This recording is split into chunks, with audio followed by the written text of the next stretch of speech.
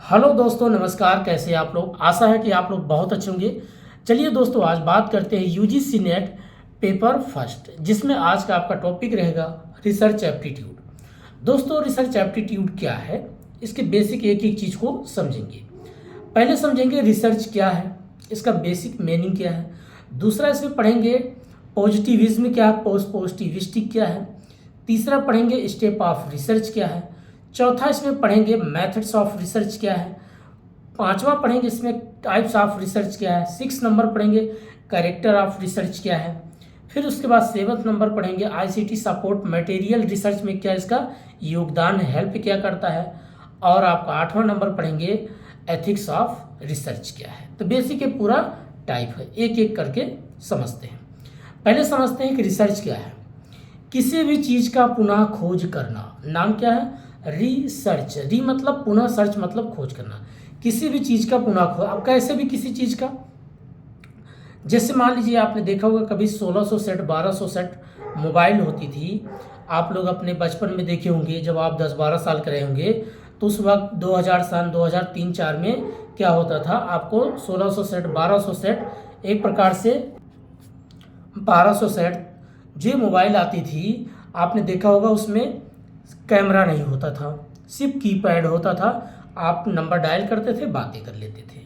लेकिन किसी ने उस चीज़ को समझा कि ऐसा क्यों ना बनाया जाए जिसमें इंटरनेट भी चलता हो, कैमरा भी हो, फोटो भी खींचा जा सके, बैक कैमरा हो, फ्रंट कैमरा हो, प्लस उसमें इंटरनेट भी चलता हो। अब किसी ने इस चीज़ को क्या हुआ, प्रॉब्लम को ढूंढा, समस्या को ढूंढा कि कब तक ये जो कीपैड से ऐसा कीपैड बनाते पूरा एक डिजिटल होगा, स्मार्ट होगा, जिसे बोलते हैं स्क्रीन टच, जो आजकल बोलते हैं स्क्रीन टच होना चाहिए, कि बार बार क्या कीपैड को टच करने से अच्छा है हम, पहले एक पेन ऐसे होता था, पेन तरीके से होता था दोस्तों, ऐसे मिलता था जो टच चलाते थे। कि किसका योगदान है? आज रिसर्च का ही योगदान है। रिसर्च मतलब किसी भी चीज़ का नया खोज करना, नया आविष्कार करना, बस इतना समझो। अब दूसरा इसमें पढ़ते हैं पॉजिटिविज्म क्या है, पोस्ट पॉजिटिविस्टिक क्या है। पॉजिटिविज्म हमेशा ये तर्क की बात करता है, पोस्ट पॉजिटिविस्टिक जो होता है ये साइंटिफिक बात करता है। अब इसमें दोनों का एक एक चीज़ को समझते हैं। जैसे मान लीजिए आप कोई बात कहते हैं, बात कर रहे हैं, तो उसमें साइंस भी और तर्क अगर दोनों है तो बहुत अच्छी बात। जैसे आप रिसर्च करेंगे तो रिसर्च हमेशा पहले साइंटिफिक बात करता है। साइंटिफिक मतलब क्या है, अगर मान लीजिए मोबाइल के बारे में किसी ने खोज किया तो साइंटिफिक सोचा, फिर लॉजिकली क्या सोचा कि क्यों ना ऐसा कर दिया जाए कि लोगों के पास कैमरा होगा तो फ़ोटो खींच सकते हैं। फार्म जैसे आजकल आप भरते हैं, पहले एक समय था लोग साइबर कैफ़े जाके भरते थे। किसी ने उस चीज़ को समझा, क्यों ना ये सारा सिस्टम मोबाइल में कर दिया जाए कि घर बैठे ही फार्म भर सकते हो, घर बैठे आप जैसे आजकल पेमेंट करते हो, घर बैठे आप क्लास कर लेते हो, सारी सिस्टम क्या हो गया आपके मोबाइल में हो गया।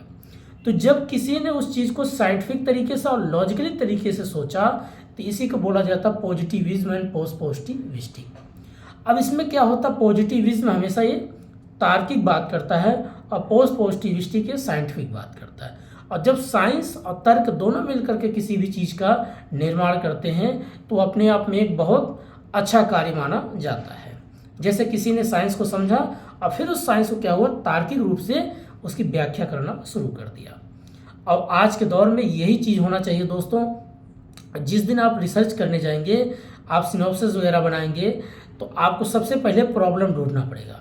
प्रॉब्लम जब आपको पता होगा तभी तो आप नया चीज़ कुछ कर सकते हैं। जैसे आप रिसर्च करेंगे, मान लीजिए आप कॉमर्स के स्टूडेंट हैं, या आप हिस्ट्री के स्टूडेंट हैं, या पॉलिटी सब्जेक्ट के स्टूडेंट हैं, तो आप सबसे पहले किसी के थिंकर के बारे में आप सोचेंगे, तो सोचने से पहले आप सोचेंगे प्रॉब्लम क्या है, या समाज को बेहतर करना है। आप सोशल साइंस के बारे में हैं तो आप सोचोगे समाज में ऐसी कौन सी प्रथा है जो आज भी समाज को आगे नहीं बढ़ने दिया जा रहा है, समाज में एकता की भावना क्यों नहीं दिखती है, लोग जातियाँ और धर्म पे क्यों लड़ते हैं।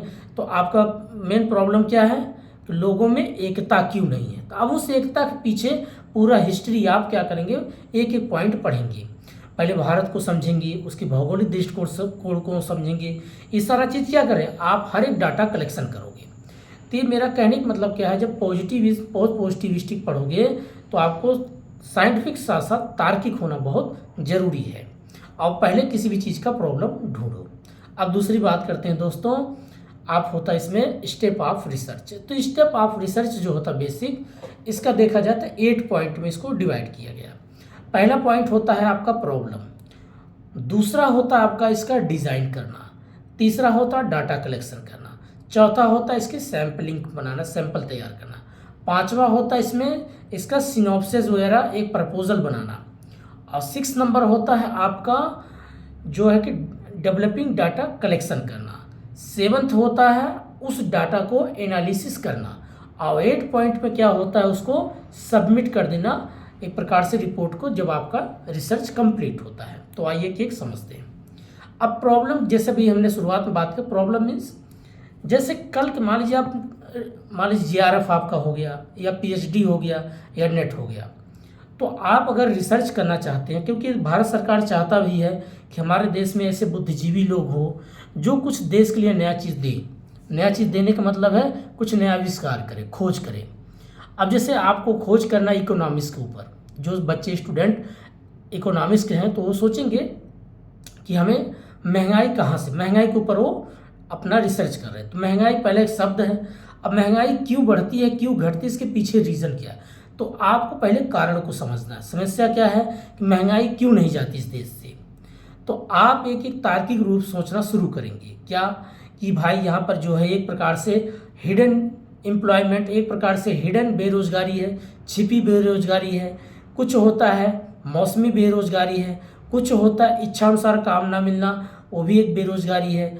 अब इस बेरोजगारी से क्या होता है, तो देश में अब पता चला कि एक तरफ बेरोजगारी दिख रहा है, एक तरफ इन्फ्लेशन दिख रहा है, एक तरफ प्रोडक्शन कम दिख रहा है। अब सारे कलेक्शन जब आप कलेक्ट करते हैं और उसमें जो आप प्रॉब्लम ढूंढते हैं, तो पहले आप क्या ढूंढोगे, प्रॉब्लम।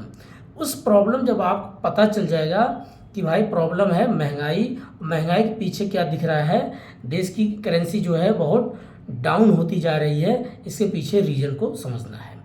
तो आप पहले प्रॉब्लम ढूंढो, उस प्रॉब्लम के साथ साथ क्या करो, उसकी एक डिज़ाइन बनाओ। डिज़ाइन मतलब एक अलग अलग आकार दो। जैसे आकार क्या है, अब एक एक पॉइंट आप सुनोगे, मतलब सोचोगे कि एम्प्लॉय बेरोजगारी, गरीबी, इन्फ्लेशन, डिफ्लेशन, प्राइमरी सेक्टर में ज़्यादातर लोग काम पे लगना, कृषि क्षेत्र में सबसे ज़्यादा काम पे रहना, कृषि क्षेत्र का डेवलप ना होना, इस हर एक पॉइंट को जब आप अच्छे से देखेंगे, भारत में स्किल्ड के बजाय अनस्किल्ड ज़्यादा लोग देखने को मिलते हैं। एजुकेशन तो अच्छी है बट यहाँ क्या भी प्रैक्टिकल नॉलेज नहीं दिया जाता।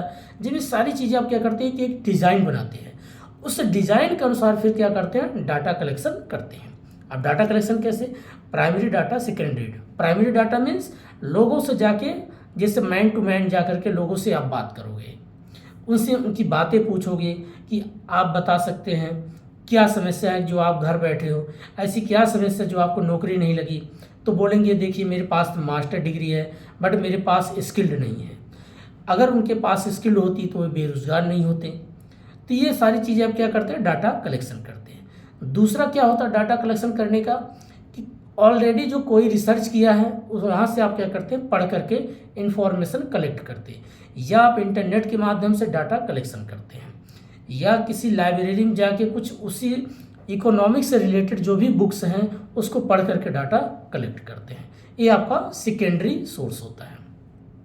जब आपके पास डाटा हो जाता है उस डाटा को फिर क्या करते हो, एक सैंपल बनाते हो। सैंपल तैयार करना, सैंपल मीन्स जैसे आपने देखा होगा जब कभी लैब वगैरह में रिसर्च होता है तो किसी भी जीव जंतु पे करते हैं तो क्या करते हैं, एक छोटा सा मतलब एक प्रकार से किसी का बाल ले लिया या किसी के स्किन ले लिया या किसी का ब्लड ले लिया, वो क्या होता है, सैंपल तैयार करते हैं। अब उस सैंपल के अनुसार से क्या करते हैं, पूरा एक अपना बेसिक आधार बनाता है जिससे प्रोबेबिलिटी और नॉन प्रोबेबिलिटी। प्रोबेबिलिटी मीन्स क्या इसमें 100% संभावना है महंगाई का, या इसमें 100% संभावना नहीं दिखती है महंगाई का। तो आप क्या करते हैं, उसको प्रोबेबिलिटी और नॉन प्रोबेबिलिटी बनाते हैं।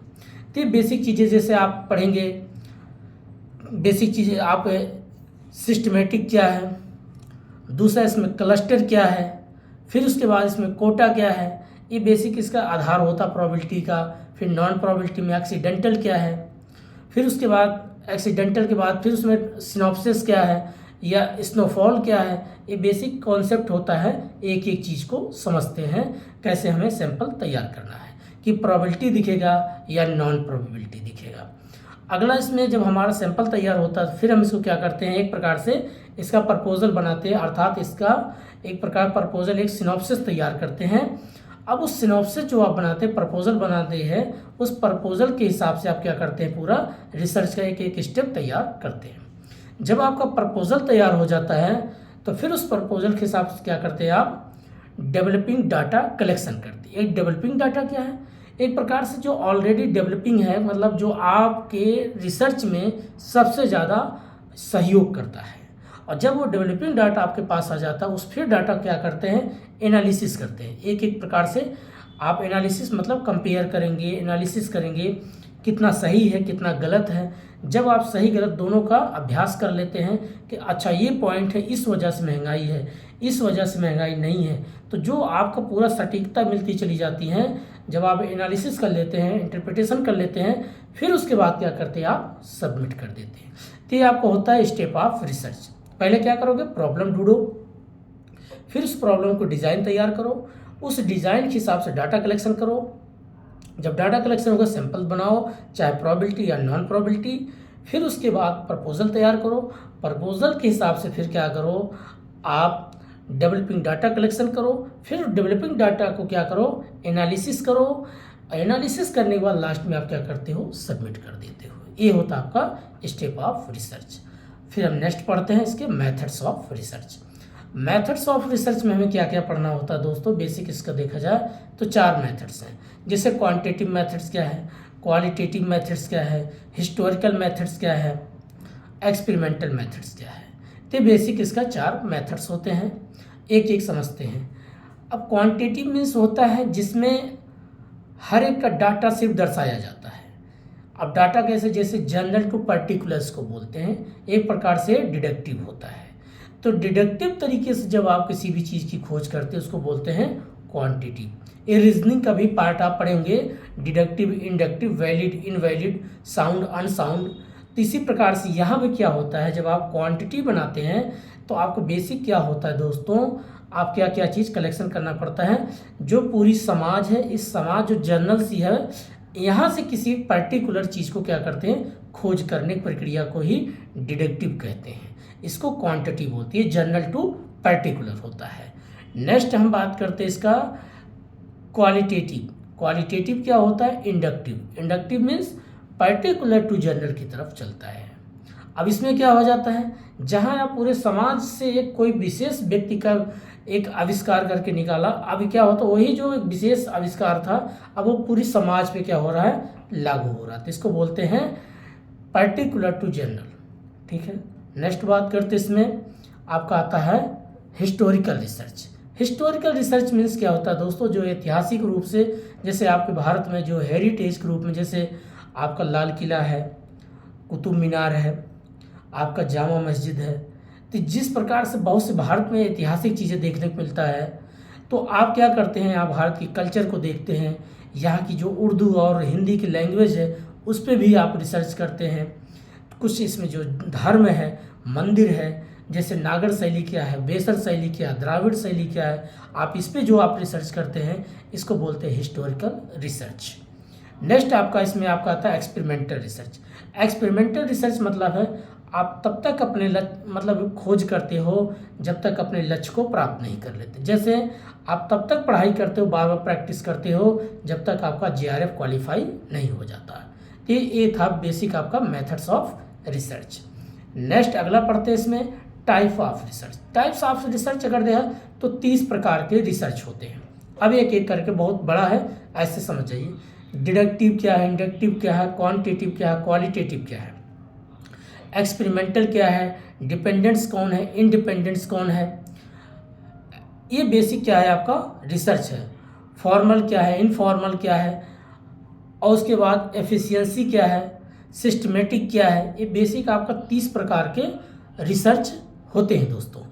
नेक्स्ट उसके बाद हम अगला पढ़ते हैं इसमें आपका character of research. Character total देखा जाए तो 12 है। 12 में क्या आपका ऑब्जेक्टिव क्या है, ऑब्जेक्टिव के साथ कंसिस्टेंसी क्या है, एक्यूरेसी क्या है। तो ये बेसिक क्या करता है आपका, एक एक चीज़ का उद्देश्य के बारे में आप रिसर्च करते हो तो उसका उद्देश्य क्या होना चाहिए, अगर उद्देश्य है तो कैसा होना चाहिए, कंसिस्टेंसी लगातार होना चाहिए, एक सटीकता होना चाहिए। सटीकता मतलब एक सटीक पेता होनी चाहिए। ऐसा नहीं कि आप रिसर्च कर रहे हो महंगाई पे और ढूंढ रहे हो सोशल के, नहीं, जिस चीज़ के आप रिसर्च कर रहे हो उसी पे काम होना चाहिए। ये बेसिक इसका ऑब्जेक्टिव बात करता है। फिर उसमें आपका आता है एफिशिएंसी क्या होती है, एक क्षमता। एफिशिएंसी मतलब उसकी क्षमता पूर्ण, जितना आपको कहा गया उतना ही करना चाहिए। कंसिस्टेंसी होना चाहिए, लगातार होना चाहिए। तो ये बेसिक क्या होता है दोस्तों, ये रिसर्च की बेसिक ऑब्जेक्टिव की बात करता है। बहुत सिंपल पॉइंट है, ज़्यादा इसमें कठिन है नहीं।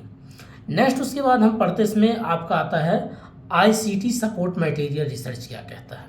आईसीटी आज के दौर में अगर देखा जाए, जो आप रिसर्च करते हैं तो सबसे ज़्यादा इंटरनेट का ज़माना है, कंप्यूटर है, मोबाइल है, तो इसके माध्यम से क्या करते हैं, डाटा कलेक्शन आपके लिए आसान हो जाती है। किसी भी चीज़ के बारे में आपको समझना तो इंटरनेट के माध्यम से, वीडियो के माध्यम से आप चीज़ें जानकारी रख सकते हैं। ठीक है दोस्तों, तो ये आपका आईसीटी सपोर्ट मटेरियल काफ़ी चीज़ों में काम करता है। नेक्स्ट आपका होता है इसमें आपका ethics of research. Ethics of research means क्या होता है दोस्तों, जब भी आप रिसर्च करो तो किसी का कॉपी हुआ नहीं होना चाहिए। जैसे ऑलरेडी किसी ने कोई टॉपिक पे रिसर्च किया तो आपने पता चला उसी को कॉपी करके आप भी अपना रिसर्च बना लिए, तो ये आपका रिसर्च नहीं माना जाएगा, बल्कि ये रिजेक्ट हो जाएगा।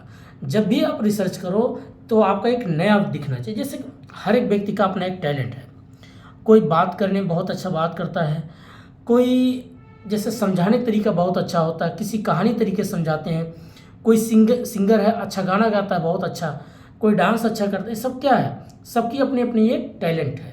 आप देखते होंगे जैसे बॉलीवुड में हर एक एक्टर का अपना खुद का एक टैलेंट है, किसी का चलने का, किसी का बात करने का, किसी का एक्सप्रेस जो करते हैं, एक्सप्रेशन देते हैं, उसका अलग, सबका अलग अलग है ना।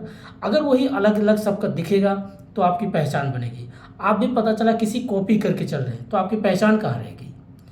तो इसीलिए कहा गया है एथिक्स हमेशा अलग होना चाहिए, किसी का कॉपी नहीं होना चाहिए। एथिक्स मतलब नैतिकता। अब एथिक्स में कई जैसे होता है, इंटीग्रिटी होना, सत्यनिष्ठा होनी चाहिए। दूसरा एप्टीट्यूड हो, आपका अपना खुद का विचार होना चाहिए। एटीट्यूड अपना खुद का व्यवहार हो, इस तरीके का होना चाहिए। ऐसा नहीं किसी का कॉपी करके उठा के आप रिसर्च कर दो। तो ये बेसिक हमने एक समरी तरीके जो बात किया दोस्तों, ये था आपका रिसर्च एप्टीट्यूड। तो रिसर्च एप्टीट्यूड फिर से एक बार रिकॉल कर देते हैं। पहला मीनिंग, रिसर्च मतलब किसी चीज़ का पुनः खोज करना। दूसरा पॉजिटिविस्टिक क्या है, जहाँ पर साइंटिफिक और तार्किक दोनों चीज़ होना चाहिए। तीसरा इसके आप स्टेप ऑफ रिसर्च, इसमें 8 पॉइंट की बात करता है। पहले किसी चीज़ का प्रॉब्लम ढूंढो, उस प्रॉब्लम का डिज़ाइन बनाओ, डिज़ाइन के साथ डाटा कलेक्शन करो, डाटा कलेक्शन के साथ उसका सैंपल तैयार करो, सैंपल के साथ उसका प्रपोजल बनाओ, प्रपोजल के साथ फिर क्या करो, डेवलपिंग डाटा कलेक्शन करो, उस डाटा को फिर क्या करो, एनालिसिस करो, एनालिसिस करने के बाद फिर सबमिट कर दो। ये हो गया स्टेप ऑफ रिसर्च। फिर उसके बाद आता है टाइप्स ऑफ रिसर्च। टाइप्स तो 30 प्रकार के दोस्तों, इससे 5-6 ही बेसिक पूछ लेता है। जैसे क्वांटिटेटिव क्या है, क्वालिटेटिव क्या है, डिडक्टिव क्या है, इंडक्टिव क्या है, डिपेंडेंस क्या है, इंडिपेंडेंस क्या है। ये बेसिक आपका जो होता है रिसर्च, टाइप्स ऑफ रिसर्च में ही होता है। अब डिपेंडेंस इंडिपेंडेंस का मतलब क्या है, आप रिसर्च करते हो तो किसी ना किसी चीज़ पे आप डिपेंड होते हैं। भाई इन्फॉर्मेशन कलेक्ट करना है तो कहीं से ना आपको इन्फॉर्मेशन लाना पड़ेगा, चाहे ऑनलाइन हो चाहे ऑफलाइन हो। तो ये बेसिक चीज़ें आप क्या होता है, डिपेंडेंट इंडिपेंडेंट की बात करता है। उसके बाद इसमें आता है मेथड्स की बात। मेथड्स बेसिक 4 हैं, क्वांटिटेटिव, क्वालिटेटिव, उसके बाद आपका हिस्टोरिकल और एक्सपेरिमेंटल। तो क्वांटिटेटिव में जनरल टू पर्टिकुलर, और qualitative particular to general. Historical जो ऐतिहासिक धरोहर जो भी आपके पास है, चाहे किसी भी धर्म में या मज़हब में आप देखते होंगे, भाषा है, वहाँ पर मंदिर है, मस्जिद है, तो आप उस पर क्या करते हैं, रिसर्च करते हैं, उसकी डिज़ाइन को समझते हैं। ये ऐतिहासिक चीज़ होती है। आपकी कल्चर है, उस पर भी आप रिसर्च करते हैं। तो उसके बाद नेक्स्ट आप पढ़ते हैं इसमें एक्सपेरिमेंटल। क्या एक्सपेरिमेंटल तब तक रिसर्च होता है जब तक आप, जैसे कोरोना वायरस था, कोरोना काल में उसका रिसर्च तब तक चलता रहा जब तक उसकी दवा की खोज नहीं कर लिया गया। तो ठीक उसी प्रकार से एक्सपेरिमेंटल मतलब बार बार प्रयोग किया जाता है, जब तक आप अपने मंजिल को हासिल नहीं कर लेते, प्राप्त नहीं कर लेते, तब तक उसको बोलते हैं बार बार प्रैक्टिस करते रहना। फिर नेक्स्ट उसके बाद आप इसमें पढ़ते हैं टाइप्स हैं, कैरेक्टर है। उसके बाद कैरेक्टर मीन्स होता ऑब्जेक्टिव, ऑब्जेक्ट क्या है आप रिसर्च करने का, इसके टाइप्स क्या है, कंसिस्टेंसी क्या है, एक्यूरेसी क्या है, एफिशिएंसी क्या है, ये बेसिक चीज़ इसमें बात करता है। फिर नेक्स्ट हम पढ़ते हैं इसमें आपका आईसीटी सपोर्ट मटेरियल क्या है। आज के दौर में जैसे आईसीटी है, कंप्यूटर के माध्यम से, इंटरनेट के माध्यम से आप देखिए रिसर्च में काफ़ी सहयोग करते हैं। घर बैठे आप सारा इन्फॉर्मेशन नॉलेज इकट्ठा करते हैं, फिर उसके बाद जब जानकारी आपको मिलती है तो रिसर्च करना और आसान हो जाता है। एक लास्ट में आपका होता है ethics of research. Ethics of research means होता है कि किसी का कॉपी नहीं होना चाहिए, आपका खुद का अपना रिसर्च होना चाहिए। अगर आप किसी का कॉपी करके रिसर्च दर्शाएंगे तो आपका रिजेक्ट हो सकता है। तो ये बेसिक होता है, इसका बेसिक पॉइंट था दोस्तों। तो आज इतना ही, तब तक के लिए नमस्कार, जय हिंद और गुड नाइट।